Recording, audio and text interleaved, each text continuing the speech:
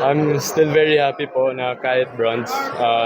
Di yun yung goal, pero I'm happy na I learned a lot sa Batang Pinoy, and I'm thankful na nakarating kami dito. Ano yung mga natutunan mo from Batang Pinoy? Yung toughness po ng iba't ibang teams po, yung physicality at saka yung strategy, ang culture din ng ibang lugar po. Ilan taon ka na? 17 po. So last mo na to? Opo. May Batang Pinoy ka na ba previously? Opo, last year po sa Puerto Princesa. Anong placing niyo? Na-disqualify kami sa first playoffs game pa lang po. Okay. So parang ngayon lang kayo talaga umabot ng malayo. Opo.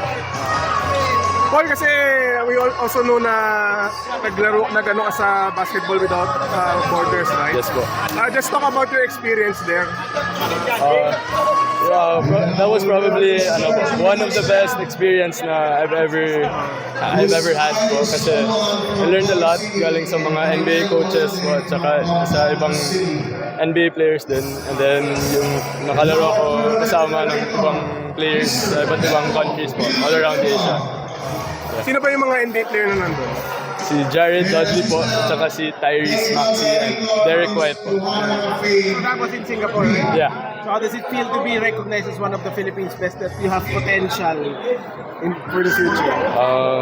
Parang overwhelming po, pero I try to not let that get in my head po, and then I just work hard every day. You showed out here in the Batang Pinoy. How does it feel to be ranking the best young players of the Philippines? I'm very happy po kasi this is one of my goals. Ever since I was a kid, I wanted to play all around the Philippines against the best of the best. Are you getting offers pa sa Manila? Are you playing there na?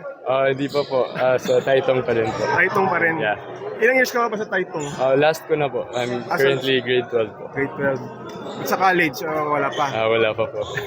I'm still weighing out plans. Are you getting offers naman? Fun. So may feelers na from Manila? Okay.